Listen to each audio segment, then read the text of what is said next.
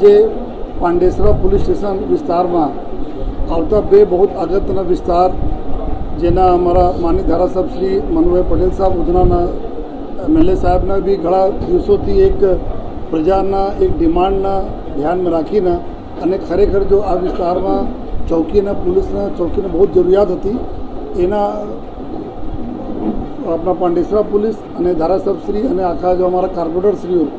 એના સહયોગથી જો આજે નાગસેન નગર जो एकदम पूरा गीच विस्तार वाला जो लगभग 1.5 लाख वस्ती ત્યાં રહે છે जो અમારા પાંડેસરા ઇન્ડસ્ટ્રીયલ जो એરિયા છે એના બધા વર્કર્સ વધારે છે जो મહારાષ્ટ્ર ઓડિશા યુપી બિહાર તમામ પ્રકારના जो લોકો ત્યાં આપણા રહેતા હોય છે તો એના ધ્યાનમાં રાખી અને ત્યાં વિસ્તારના રજૂઆતને ધ્યાનમાં રાખી નાગસેન નગરના આજે ચોકીના ઇનોગ્રેશન કરીને પબ્લિકના લોકાર્પણ કરવામાં આવેલા અને સાથોસાથ જો ગુજરાત હાઉસિંગ બોર્ડ આ વિસ્તાર આપણા છે ત્યાંને બી ચોકીના જો જ્યાં બધા અમે લોકો છીએ આ બે એવા વિસ્તારો હતા જે ઘણા દિવસોથી આ ડિમાન્ડ હતી તો એના ધારાસભ્યશ્રીના જો રજૂઆત હતી એના ધ્યાનમાં રાખીને જો આ બંને ચોકીઓનો આજે જો એ લોકાર્પણ કરવામાં આવેલા છે અને આ વિસ્તાર આપણા એવા વિસ્તાર છે કે જો પાંડેસરા પોલીસ સ્ટેશન છે લગભગ 8-8.5 લાખ વસ્તી ધરાવતા વિસ્તાર છે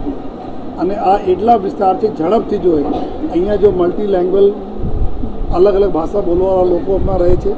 अलग अलग अपना जो सांस्कृतिक जो धरोहरों સાથેના લોકો રહે છે તો કોઈ તકલીફ આપસમાં નહીં પડે બધા લોકો સારી રીતે રહે અને પોલીસની મદદ બધાને મળતી રહે નાના મોટા કોઈના મન મુટાવ નહીં થાય એના માટે આ જો બંને ચોકીઓ જો કાર્યરત કરવામાં આવી છે અને આ ખૂબ પબ્લિકના હિતોને ધ્યાનમાં રાખીને કામગીરી કરશે એના અધિકારીઓને બી સૂચના આપવામાં આવી છે અને હું ફરીથી જો ધારાસભ્યશ્રીના અને આપણા કોર્પોરેટરશ્રીઓનો ખૂબ આભાર માનું છું કે જો આ જગ્યા આપણે ગોતી અને ચોકી બનાવવામાં આપણે ખૂબ મદદ કરી છે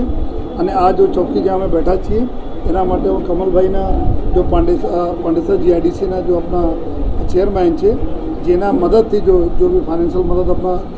જીઆઈડીસીને મળી છે એના માટે બી કમલભાઈ તુલસિયાનના આભાર માનું છું અને ફરીથી ધારાસભ્યશ્રી અને કોર્પોરેટરશ્રીઓના ખૂબ ખૂબ આભાર માનીને